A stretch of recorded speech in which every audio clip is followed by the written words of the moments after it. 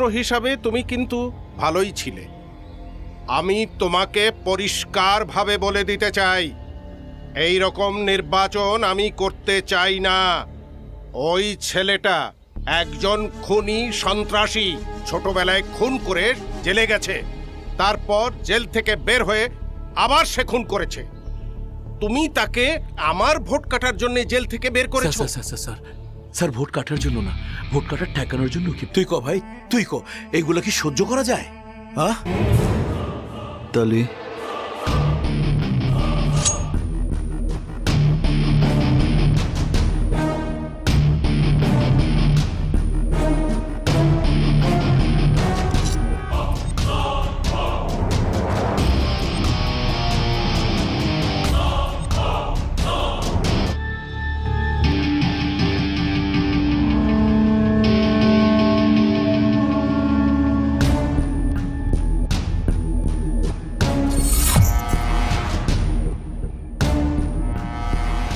Uncle,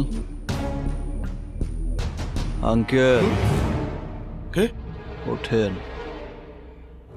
আমি বীর, আপনার কাছে সন্ত্রাসী। এত রাত্রে এখানে ঢুকলে কিভাবে? বুঝবেন না, সন্ত্রাসীরা কোনা কাঞ্চি দিয়ে জায়গা মতো ঢুয়ে পড়ে। কি চাও তুমি? যা চাই তা তো সহজে দেবেন না নে, হ্যাঁ? জোর করে নিতে হবে। শুয়ে পড়েন। আপনার হাতটা জানি কোন সাইডে? বাম সাইডটা পাইছি।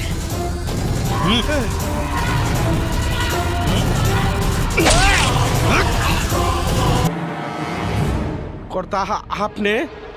গাছ কাটি মানে? মানে পরনপুর জেলার সবচেয়ে বড় গাছটা কাইটা ফালাইতাছি। আমার স্যারের চিৎকার শুনতেছি। তোর সারি তো সবচাইতে বড় গাছ, এর লেগে ভিতরে করাত চালাইতাছি। এই তোর কিছু করার আছে? মানে আপনারা আমার স্যারের মাইরে ফালাইতেছেন?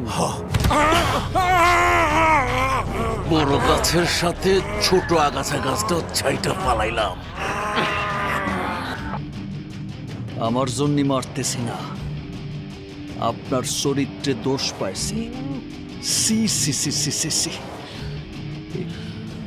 আমি সন্ত্রাসী না আঙ্কেল, আজকাতে সন্ত্রাসী হয়ে গেলাম।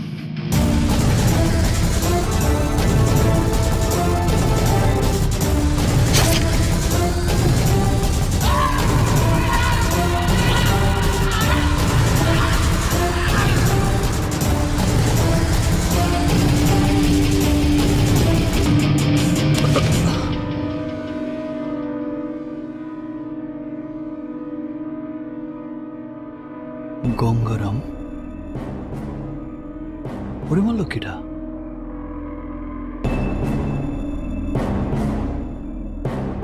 ও তো ভালো লোক ছিল। রাজনীতি মাথা গরম করিস না ভাই। বয় এখানে বয়, এখানে বয়। না আমি বসবো না। কেন? আপনি মিথ্যে কথা কন মিয়া, আপনি একটা ভুয়া লোক। আপনার সাথে আমি কোনো সম্পর্ক রাখতে চাই না। আরে শোন শোন শোন শোন ভাই ভাই ভাই ভাই ভাই ভাই, তুই না রাখতে চাইলেও আমি তো চাই। মাইয়া তো একটা আটকাইয়া নার বানায় রাখছেন। আমি পুষ্যা মানুষ, আমারও নার বানাইতে চান? নজবিল্লা নজবিল্লা, তুই কি বলছিস সেগুলো ভাই? আমার সোনা, আমার জাদু, আমার মানিক, আমার রক্ত, আমি তোর ভক্ত। আজকে তোর লিগাই তো আমি মেয়র হয়েছি। হ্যাঁ, আমি তোর কত ভালোবাসি তুই ছাড়বি। আর আমার সাথে নাটক মারায়েন না। আপনি মেয়র হয়েছেন, আমার কাজ শেষ, আমি এনে যাই। আহা, একটা কথা শুন, কই যাবি? এত সহজ না। আমার এই পুরা বাড়িতে কোনো মায়া মানুষ দেখছস? দেহস নাই, তাই বলে কি আমি বিয়ে করি নাই? করছি। আমার একটা বউ আছে, দুইটা বাচ্চা আছে, একটা ছেলে একটা মেয়ে। ওগো সবাইরে আমি আমেরিকা রাখছি। এইখান থেকে টাকা ইনকাম করি, ওইখানে পাঠাই। আর এই মানুষ দুবাই যায় না, বউ বাল বাচ্চা রাইখার টাকা কামাইতে। এইটা হইলো আমার লেখা দুবাই। আমি এখান থেকে টাকা পাঠাই, ওরা পায়ের উপরে পা তুইলা দিন পার করে। বুঝতে পারছ? পারছি। তাতে আবার কিচ্ছু যায় আসে না। আসে। ম্যানেজার। জি স্যার। মেশিন আর টাকাটা বের করো। স্যার। মেয়র তোরে চিনতে পারে নাই, তোরে শ্রমিক মনে করে পারিশ্রমিক দিছিল 2000। আমি তোরে চিনতে পারছি। আমি তোরে সম্মানে দিতেছি 2 লাখ। আগে দিছিলাম চাকু, এখন দিতেছি লেটেস্ট মেশিন। নে নে ভাই নে। হ্যাঁ, পেশাল পারেন না। আরে বোকা, ও তো বোঝে না। ওরে বোঝা, তোর তো প্রমোশন হয়েছে, প্রমোশন। আগে ছিল কর্মী, এখন হইলি নেতা। আর আমার মতন নেতা গো দোয়া থাকলে তুই একদিন মেয়র হয়ে যাবি ইনশাআল্লাহ। আরে রসগোল্লার মতো কথা রে। আপনাদের মতো নেতাগের দোয়া থাকলে আমি হব মেয়র। আরে দেশ, আপনার আর আমার মতো নেতাগের হাতে যদি এই দেশ আর দেশের রাজনীতি চলে যায়, তাহলে তো এই অভাগা দেশটা সারা হারামজাদা। আরে দেশ নিয়ে ভাববার সময় আমার নাই। আমার রাজনীতি হচ্ছে মাল কামাও, আখের গুছাও, বিদেশ পাঠাও, গাড়ি করো, বাড়ি করো, বিপদ দেখলে সটকে পড়ো। হ্যাঁ, তুই আজ থেকে আমার প্রধান সেনাপতি। প্রতি মাসে পাবি 2 লাখ। তোরও এরকম হবে, বাগান বাড়ি হবে, গাড়ি হবে, রাখেল হবে। আল্লাহ রে, কি পেশাল পারে রে। আমি এইসব চাই না, আমি এখানে থাকবো না।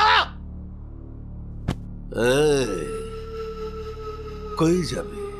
হ্যাঁ, কই যাবে?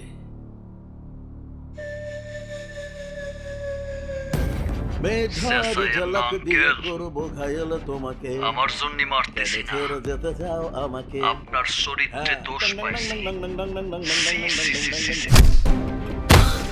এই, তোদের কত টাকা আর কত সম্পত্তির দরকার?